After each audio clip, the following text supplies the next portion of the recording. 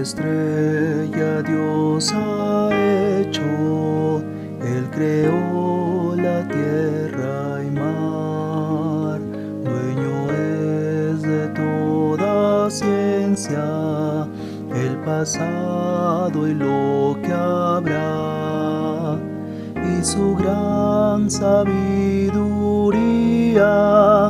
es tu guía para ver. Es la lámpara siempre diáfana para en ti su plan hacer.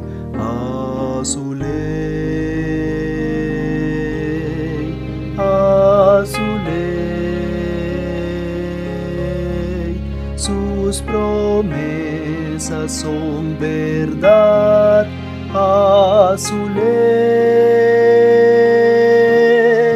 si no hallas tu lugar, si tu gozo es llorar, si tú tiendes a dudar, a su ley.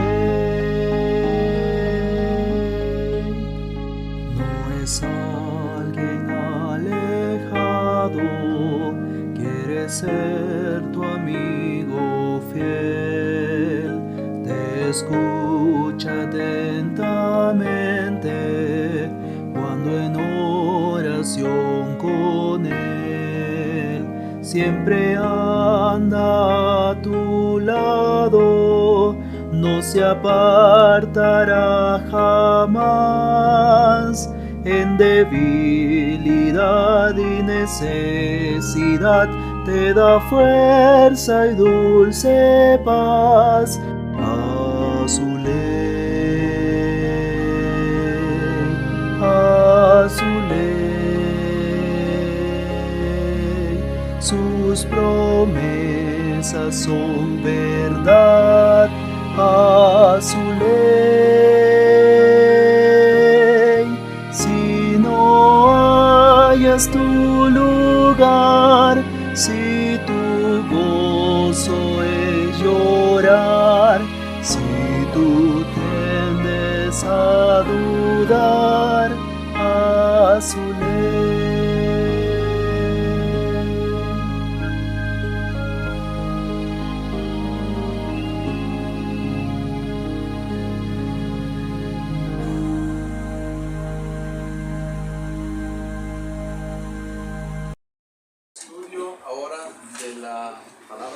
En la serie que estamos estudiando acerca de las disciplinas espirituales, y después de cantar este precioso himno a su ley, un llamado a ir a la palabra de Dios, pues vamos a ir al tema que nos toca para avanzar en esta ley, en esta disciplina de asimilación de la ley, de la palabra de Dios. Así que vamos a orar y enseguida les voy a indicar dónde vamos a comenzar con la escritura. Vamos a orar, hermanos, y dispónganse ahí para que el Señor nos ayude. Sé que es un momento muy difícil, que la mente lucha para mantenerse despierto, concentrado, pero vamos a orar para que el Señor nos conceda hacerlo y poder aprovechar este tiempo. Bendito Padre, gracias por esta bendición. Ayúdanos, Señor, a valorarla, a disfrutar este tiempo. Danos en nuestra mente esa fortaleza de concentrarnos. Concédenos, Señor, fijarnos en tu palabra, anclarnos en ella, Señor, que nuestros sentidos estén completos para recibir la enseñanza. Dame de tu gracia, Señor, para ser instrumento. No soy yo el que va a hablar de su parte propia, sino de tu palabra, Señor, y te ruego que todos podamos aprender, crecer y ser afirmados en tu palabra, Señor. Para eso venimos y rogamos que nos concedas esta petición. En el nombre de Cristo. Amén. Muy bien, pues la última ocasión que hablamos aquí el miércoles pasado, cubrimos de la doctrina, de la asimilación de la palabra, dos secciones, dos elementos. La primera fue oír la palabra. ¿Sí? ¿Se acuerda que hay muchas formas en las que podemos oír la palabra, más en nuestra generación que ninguna otra ha habido, por los medios que tenemos para que pueda llegar a nuestros oídos? por los medios digitales, por las grabaciones de las predicaciones, por las conferencias que quedan acumuladas ahí, por asistir a la iglesia. Hay muchas formas de podernos saturar oyendo la palabra. Nos ayuda a aprovechar el tiempo en los momentos que estamos haciendo alguna actividad que no requiere mucha concentración, más que estar haciendo un movimiento de manos como lavar los platos, estar haciendo el quehacer rutinariamente. Mira, el cuerpo tiene una memoria de hacer las cosas en automático, mientras que la mente se puede concentrar en algo que está escuchando. Cuando uno va manejando pasa lo mismo. A veces en la rutina de ir siempre a la escuela, al mismo lugar, todos los días a la misma hora, ni cuenta me doy a qué horas pasé ciertas calles. Mi memoria muscular lleva el vehículo y mis ojos están manejando junto con mi cuerpo. Mi mente va pensando a veces en lo que voy escuchando en el vehículo. Eso podemos hacer para aprovechar, escuchar la palabra de Dios. Porque es una maravilla, hermanos, una bendición lo que hace cuando uno escucha. Porque el oír es, la fe es por el oír y el oír por la palabra de Dios. Y entonces espero que estamos haciendo algo intencionalmente para llenarnos de su palabra. La segunda forma de asimilar las escrituras es leerla. Eso fue lo que vimos, lo más fresco la semana pasada. Leer la palabra. Leer requiere un poco más de concentración, un poco más de trabajo, un poco más de dedicación. Porque mientras que escuchar me permite hacer otras cosas, leer me obliga, me lleva a enfocarme, a estar en un lugar con mis ojos fijos en lo que estoy leyendo y involucrar mi mente, mi concentración. Pero eso, hermanos, nos acerca más todavía que solo escuchar. Escuchar es bueno, pero tiene muchos riesgos de distracción. Pero leer la palabra de Dios es mejor, porque uno se sienta allí, su vista se fija, la mente se conecta y está línea por línea, se puede regresar. Aún así hay luchas, pero es necesario. Empezamos a ver cómo avanzamos, que cada vez se requiere más ejercitación, más disciplina, más trabajo. Pero de eso se trata la vida cristiana. Es una lucha constante contra la carne y sus deseos, que quieren satisfacer sus necesidades terrenales en la comodidad, en lo pasajero, en lo fácil, en lo instantáneo, cuando las disciplinas demandan constancia, concentración, trabajo, dedicación. No le gusta nada de eso a la carne, pero necesitamos ejercitarnos, necesitamos involucrarnos intencionalmente. La semana pasada también dijimos que debíamos pensar en 3 cosas para tener una disciplina de lectura. ¿Cuáles eran esas 3 cosas? Quien quiera compartir entre todos estamos aquí, díganme las 3 características, o mejor dicho, 3 elementos que hablamos para tener esta disciplina.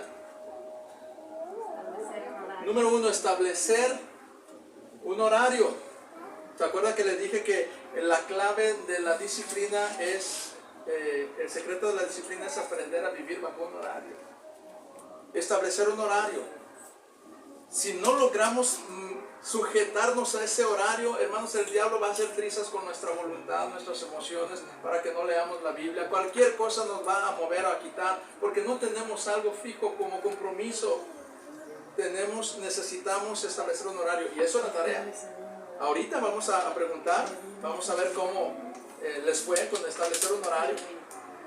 A los que no vinieron se vale, lo hacemos la siguiente semana, les dejamos la tarea. Pero los que sí vinieron, espero que ya a estas alturas tenemos un horario.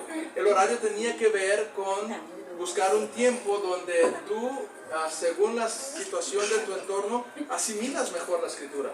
Muy temprano, muy noche, a mediodía en un espacio cuando no hay nadie, en algún lugar de tu casa que te da tranquilidad. A la medianoche, hay quienes se levantan, ponen el despertador a la medianoche para leer tranquilamente. Eso depende de cada quien, pero se requiere un horario. Si lo dejamos a que cuando tenga tiempo, ¿sabe cuándo la carne va a tener tiempo? Nunca, ¿no? Segundo elemento, un horario. ¿Y lo segundo qué era? Un plan de lectura. Un plan de lectura, un sistema de lectura. Hay muchas formas. no vayamos a ver qué leo, porque mire, a ver qué leo no me lleva a ningún lugar, no tengo ninguna meta. Algunas veces voy a querer leer el Antiguo Testamento, otras veces el Nuevo Testamento, otras veces no voy a querer leer y bueno, lo dejo para otro día. Un sistema, un plan de lectura. Les di varias sugerencias. Una sugerencia que les daba era tener un tiempo de lectura agarrando un libro al que guste hasta terminarlo. No hacerlo por capítulos, o sea, puede hacerlo por capítulos, estoy dando una sugerencia. 15 minutos, 20 minutos, media hora diario. Porque a donde llegue, media hora, 20 minutos, en 15 minutos de lectura, tomando un libro al que guste hasta que termine. Son metas cortas, alcanzables, que nos crean el sentido de disciplina porque logramos terminar lo que empezamos. Entonces eso va haciendo una función en la mente, va moldeando los sentidos, las motivaciones con el tiempo, no es instantáneo. Y número 3, elemento número 3, a ver. Guardarnos para llegar a una verdad honesta para ayudar a recordar los libros. Sí, para evaluar si estamos leyendo concentradamente o estamos solamente cumpliendo una repetición de avance de capítulos y no pasó nada. No, se trata de que podamos recordar una verdad de la lectura. A veces eso es un versículo, a veces es una verdad que involucra varios versículos, pero resumida. Una idea, un concepto que el Señor me habló para meditarlo. Y dijimos también como consejo que tuviera alguien o que buscara a alguien que le ayudara para llevar a cabo estos tres elementos. Para que alguien le pida cuentas. Dijiste que en tales horarios. ¿Qué estás leyendo? ¿Qué se te quedó? ¿Qué traes masticando hoy? Porque mire, si nadie nos pregunta, no, pues mañana tampoco. Pero mire, si no leímos y me preguntan, ay, no leí, qué vergüenza, y me redargullo, me recuerda. Pero si leí, qué bendición, puedo compartir. Y cuando uno comparte, se le queda más. Entonces, esos 3 elementos eran los que tenían que ver con la lectura. Pero hermanos, y ahorita vamos a retomar la tarea o vamos a dar un espacio para que me digan cómo les fue. Pero quiero avanzar un poquito a lo que hoy corresponde y es el estudio. Ahora ya fíjense cómo vamos, el oír, la lectura y el estudio. El estudio demanda un poco más. El estudio es un poco más profundo. Les decía a unos hermanos cuando hablábamos acerca de cómo estudiar la Biblia, ya sea de forma personal como devocional o como un pastor para predicar, los principios son los mismos. Ese trabajo es para todos los cristianos, incluyendo a jóvenes recién convertidos, niños, ancianos, pastores, eruditos. Si eres cristiano, debes saber cómo estudiar la Escritura. Y entonces les decía que las diferencias de avance, los procesos son como la lectura. Es como caminar un campo, un terreno, y conocerlo paso a paso. Eso es un ejemplo de cómo entender la lectura. Es que tú vas caminando ese campo, ese terreno, la palabra de Dios.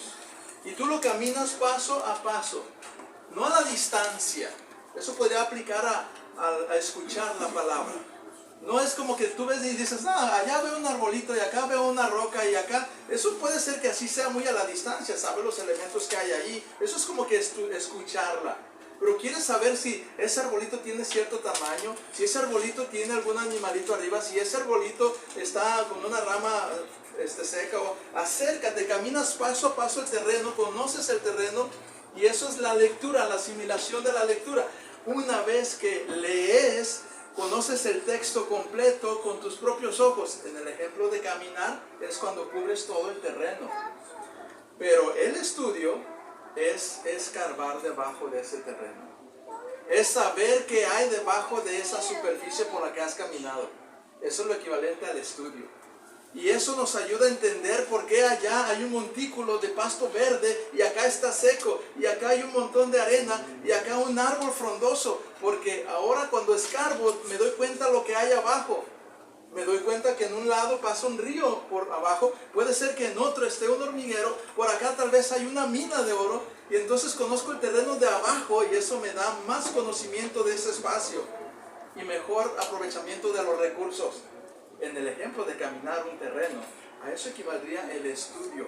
El estudio de la palabra de Dios es profundizar, es meternos debajo del texto. ¿Por qué dijo lo que dijo. ¿Por qué el Señor enseñó esto? ¿Qué quería decir cuando se dijo esta frase? ¿A quién se le dijo? ¿Qué esperaba el Señor que el pueblo hiciera? ¿Cómo se aplica este conocimiento? Ya no solamente es lectura. Ya estoy tratando de entender lo que esa lectura quiere lograr en mí. ¿Qué esperaba el Señor? Y para ello tengo que escarbar. Tengo que estudiar. Y eso requiere un poco más de trabajo. La diferencia práctica entre la lectura y el estudio es un lápiz y un papel. Mientras que leemos, tratamos de absorber lo que podamos.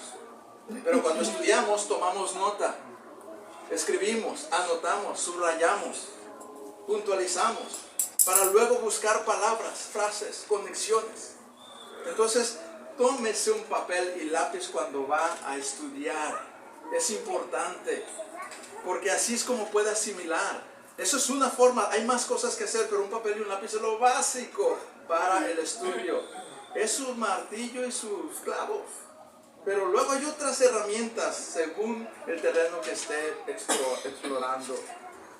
Se requieren a veces taladros de diferentes rocas para hacer ciertos materiales. Se requieren perforadoras, se requieren podadoras, serruchos. Muchas herramientas que hay para conocer un campo, para trabajar en una área. Bueno, en la escritura, para estudiarla, hay muchas herramientas. Requiere trabajo. Y es importante hacerlo.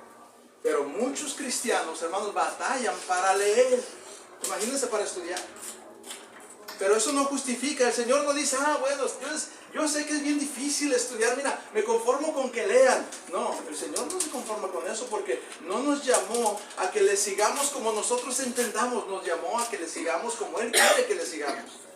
Nos llamó a que nos conformemos a su voluntad, y para saber su voluntad no solo hay que leer, hay que estudiar, hay que interpretar, hay que escarbar, hay que conformarnos a lo que Él quería decir, no a lo que se me ocurre que quería decir, no a lo que yo entiendo con una sola lectura, no a lo que a mí me parece que debe ser. Eso es lo que hacen muchos cristianos, y así es como salen las sectas, así es como se desvían, así es como hacen sus propios criterios, que luego no concuerdan con la Escritura y el carácter de Dios, y sus vidas no dan reflejo de una vida piadosa.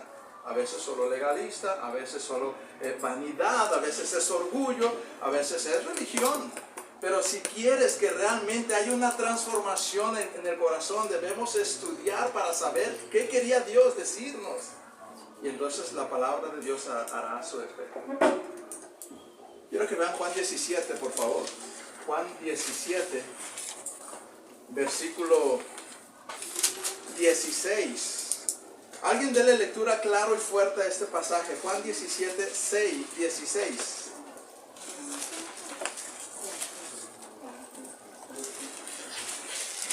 Juan 17, 16. ¿Quién lo tiene?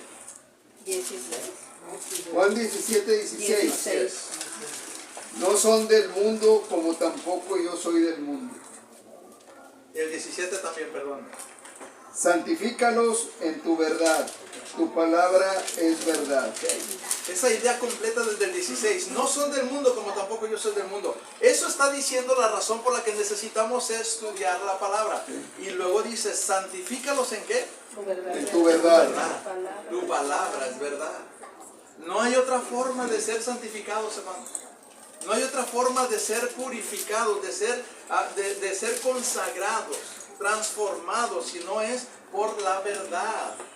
Y cuando dice por la verdad, es que debemos de entenderla, debemos comprenderla, asimilemos la verdad. Déjenme decirle una diferencia que hay entre el pueblo que recibió estas palabras, sean judíos o fueran griegos en los tiempos del apóstol Pablo, en los idiomas que ellos conocían. Hay una gran diferencia a la nuestra.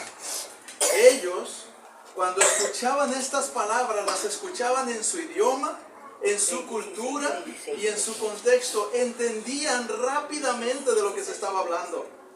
Pero nosotros, cuando leemos esto, pasaron cientos, más de 1000 años en algunos pasajes para nosotros.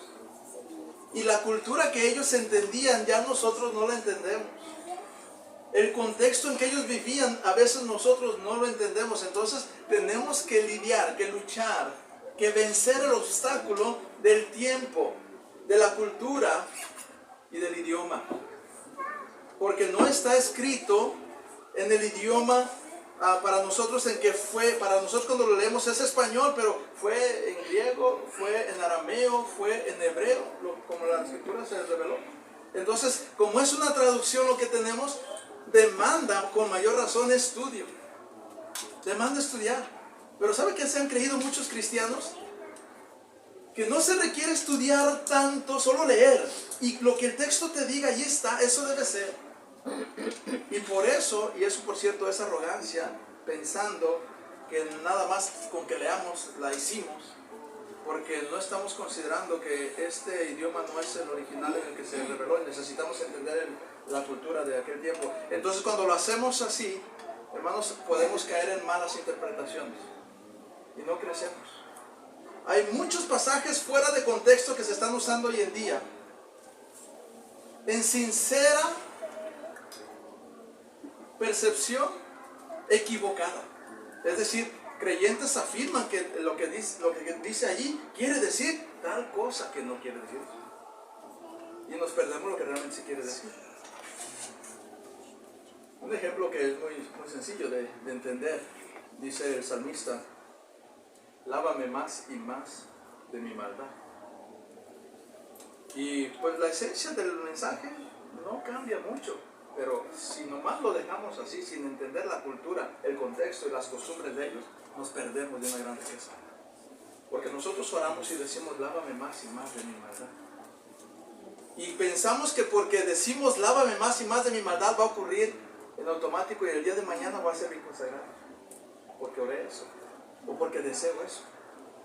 Pero lávame más y más de mi maldad es una expresión que en aquellos tiempos tenía que ver con ese ejercicio de lavar la ropa.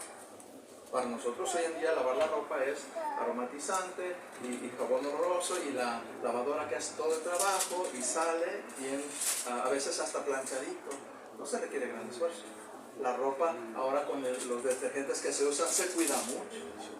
¿Sabe cómo lavaban y qué estaba pensando el salmista cuando dice lávame más y más de mi maldad? Exacto, era una prenda dura, era una prenda que requería ser golpeada, azotada en una roca, en un talladero. Era una prenda lastimada para que se le quitara lo percudido. La ropa no se lavaba diario ni cada tercer día. La ropa duraba a veces semanas en uso y cuando se lavaba con golpes en la roca. Se tallaba, era una agresión a la mugre cochambrosa, estaba pegado ahí para que se desprendiera. Esa es la idea que tiene el salmista cuando dice, lávame más y más de mi maldad. Estoy dispuesto a ser golpeado contra la roca. La roca es Cristo, que el Señor golpee mi pecado. Me va a doler. Estoy dispuesto. Quiero hacer eso. Cuando entiendo eso, tiene un significado diferente. Pero ¿cómo sé eso? Pues en qué estaba pensando. No es lo mismo cuando él dice lava que cuando nosotros decimos lava. Y muchas costumbres que nosotros las trasladamos en automático no tienen ese sentido ya. Necesitamos estudiar un poco más. Es decir, hay herramientas que requieren que nosotros usemos y la mayoría ni siquiera el tiempo se da. Ya no estamos hablando de que las tenga o las consiga o se sujete a esas herramientas. Mire, gracias a Dios el Señor siempre provee para esas herramientas. Y si no hay es que yo no tengo diccionarios bíblicos o no tengo concordancias o no tengo comentarios.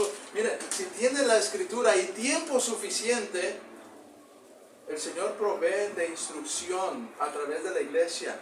Los pastores somos comisionados para hacer una tarea más allá que los cristianos comunes. Somos los encargados de alimentar al rebaño con la palabra de Dios fielmente. Y se requiere un trabajo que se entiende que las ovejas no hacen desde un principio, tienen que aprender a hacerlo. Pero ¿quién les enseña? A los pastores que Dios comisiona.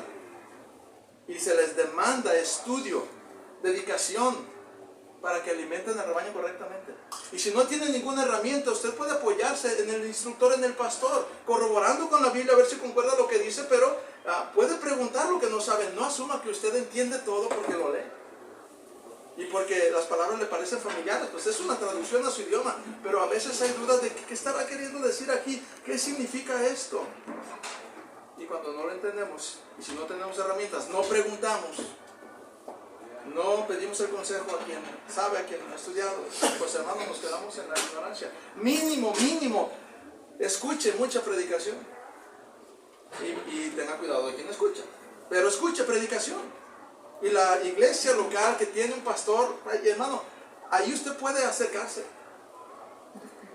Pero más allá de eso, deben ser instruidos todos en cómo estudiar la escritura, cómo meternos al texto, cómo interpretarlo. Entonces debemos tener en cuenta estas tres cosas. Es un idioma diferente, es un tiempo diferente y es una cultura diferente. Así que tenemos que considerar el contexto del pasaje en el que se escribió esa porción para poderla entender. Y entonces agarro mi lápiz, agarro mi pluma y empiezo a estudiar el pasaje en oración.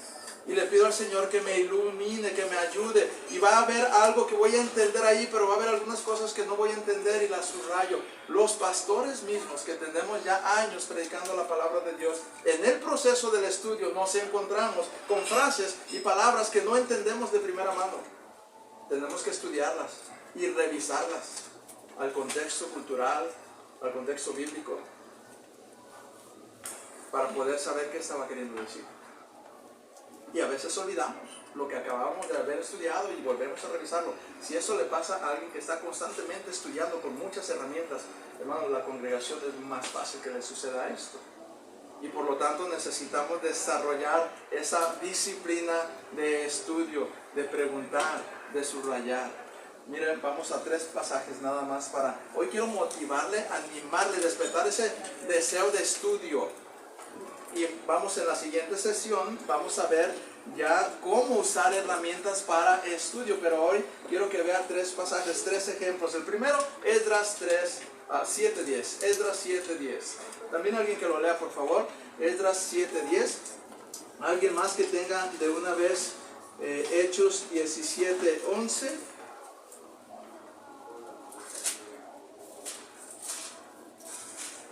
Y alguien más, 2 Timoteo 4:13. Estos 3 ejemplos vamos a usar para que veamos la importancia que tiene el estudio, más allá de la sola lectura.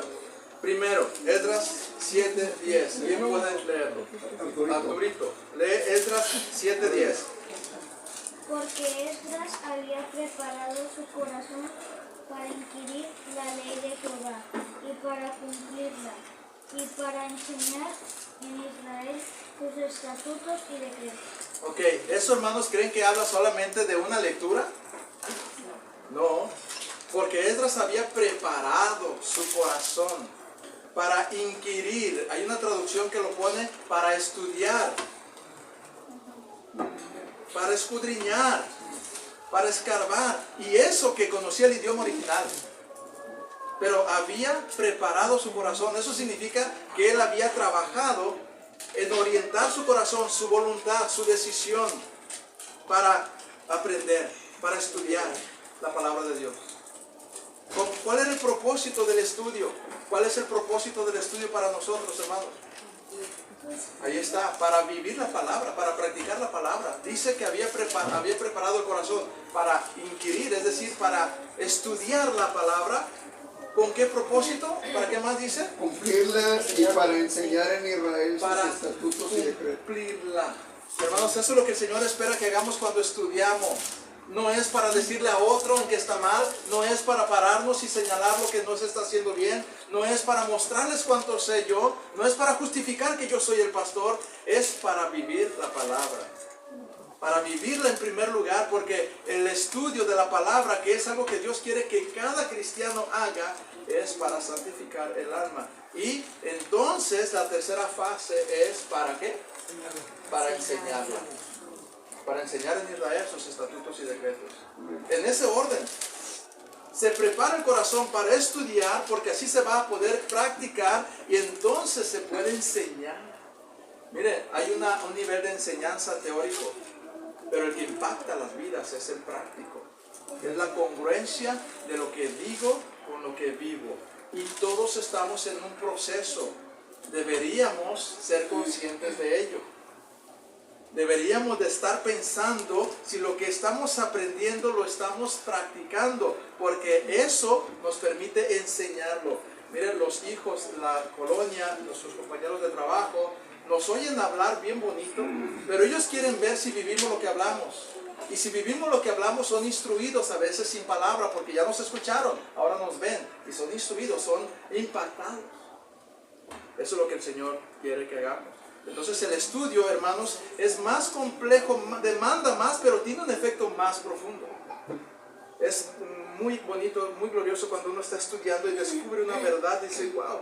Y esa verdad que uno descubre, que el Señor le alumbra y entiende algo que va al corazón, el Señor da esa motivación para vivir, para reconocer y decir, sí, es cierto, en esto, ¿cómo puede ser que yo estaba así? ¿Cómo es que yo no veía aquello? ¿Cómo es que no me daba cuenta? Gracias, Señor, es tu palabra.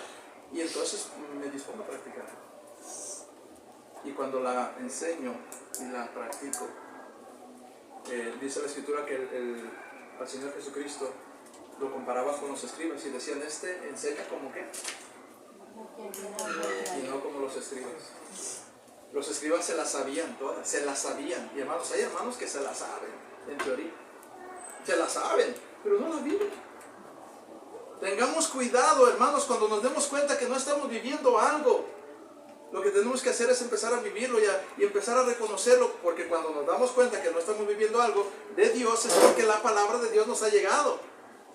La hemos estudiado, la hemos escuchado, la hemos entendido, entonces corrijamos. A los escribas se les decía, el Señor les advirtió, les dijo, miren, hagan todo lo que ellos dicen, pero no lo que hacen. Porque ellos habían aprendido a ser teóricos. En cambio, el Señor Jesucristo tenía la autoridad, porque vivía lo que enseñaba. Enseñaba con su vida lo que predicaba. El segundo ejemplo, vamos rápido, avanzando. Hechos 17:11.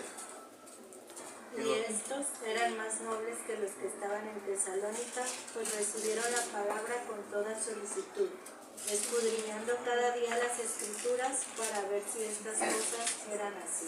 Okay. Mire, hermanos, y por favor no malinterpretemos este pasaje. Yo lo he escuchado muchas veces bien malinterpretado.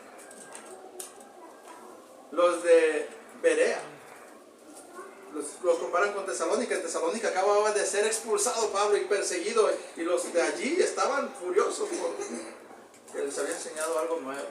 Pero en Berea vinieron y estaban ahí atentos, escuchando, para ver si lo que decían era de acuerdo a las Escrituras. Y aquí va la mala interpretación que algunos han hecho. La mala interpretación a veces es con mala intención. Es que tú tienes que estar viendo a ver si lo que está diciendo está bien, porque si está mal, entonces te lanzas contra él. No, no es para eso. De hecho habla de nobleza, eran más nobles, porque escudriñaban las Escrituras para ver si lo que decían era verdad. No para pelear o discutir, sino para comprobar que lo que estaban recibiendo era verdad. Y la verdad es amor, es justicia, es pureza, es piedad. No es pelea y es división y es contención. Allí es donde a veces está la mala interpretación que he visto muchas veces en este pasaje, que se usa más para contender, para motivar a estudiar para contender en lugar de estudiar para crecer. Los de Berea estaban escudriñando a ver si lo que me estaban enseñando era así, porque querían crecer, para ver si era verdad, y se les refiere como una iglesia noble, no de contención. Una iglesia que deseaba crecer, y por eso estudiaban. No solamente escuchaban, es bueno. No solamente leían, era bueno, pero escudriñaban a ver si era así. Estudiaban, se metían al texto, comparaban, y entonces así es como crecían. A eso estamos llamados cuando dice la Escritura que debemos estudiar la palabra. Y número 3, el último ejemplo, 2 Timoteo 4:13. Ajá.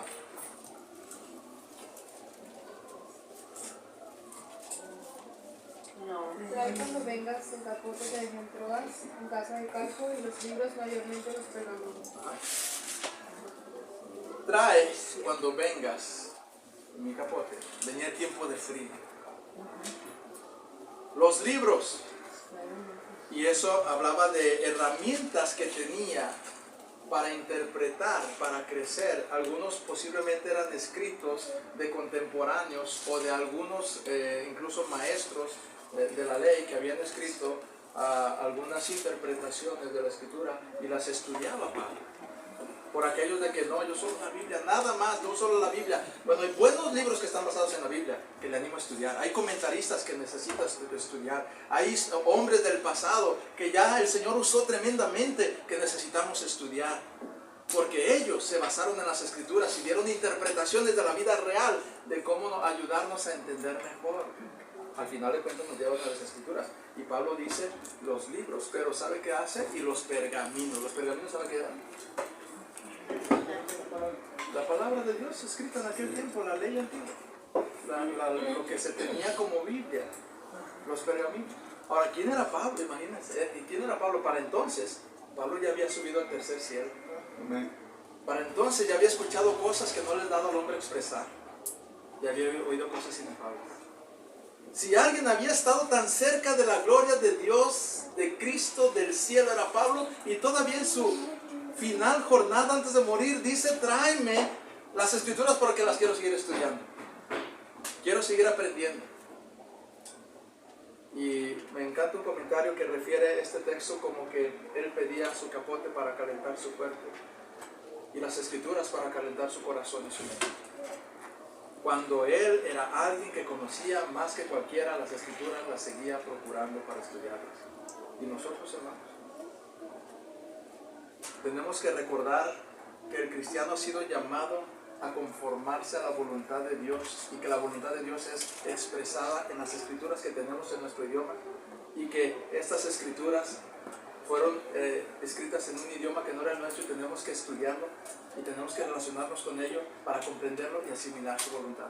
Y el Señor providencialmente nos ha capacitado para que podamos entender en cada idioma las Escrituras por su Espíritu Santo, por instructores que ha dado y herramientas que ha procurado. El Señor ha preservado eso en todas las generaciones. En todas las generaciones siempre ha habido estos elementos que el Señor ha usado para edificar a la iglesia. ¿Se acuerdan? Ya lo he repetido antes. Esto es en todas las Escrituras, en toda la historia de la cristiandad, de la iglesia, incluso antes. Dios siempre ha usado tres elementos para edificar a los suyos, a su pueblo: el Espíritu Santo, su palabra y personas, todas conforme a su voluntad. No pueden estar opuestas. El Espíritu Santo no va contra la palabra, y las personas que lo usan no van contra la palabra. Si no, entonces no los usa el Señor para edificar. Pero el Señor usa el consejo de los hermanos, la exhortación de los hermanos, la enseñanza de los hermanos, usa el Espíritu Santo, usa su palabra directamente. Estos tres elementos constantemente interactúan para crecer el pueblo de Dios, pero todos apuntan a la palabra. Por lo tanto, todos, para ser instrumentos en las manos del Señor, tenemos que no solo oír, leer, pero tenemos que estudiar la palabra. Y hermanos, quiero nada más animarles a que se dispongan a estudiar. Yo no sé por dónde empezar, hermano. Vamos a ver la próxima clase por dónde empezar, cómo hacerle, de qué herramientas requiere disponer, qué necesita para estudiar. Con lo que tiene ya puede hacerlo, pero puede mejorar, y lo vamos a ver la próxima semana. Por ahora leeremos para concluir el pasaje que hace un momento leímos, 17, Juan 17, 16 y 17. Es más, solo el 17 para que nos lo memoricemos de paso. Juan 17, 17, y con ese concluimos. Juan 17, 17. Si lo tienen, voy a dar espacio y tiempo que todos lo puedan encuadrar. Juan 17, 17. ¿Lo tienen? Vean conmigo. Santifícalos en tu verdad, tu palabra es verdad. Y para eso la necesitamos estudiar. Señor, gracias por tu palabra. Ayúdanos, Señor, asístenos para que podamos entenderla. Danos de tu gracia para disponer el corazón, para trabajar, sacrificar, en invertir ese tiempo, Señor, para entenderlo.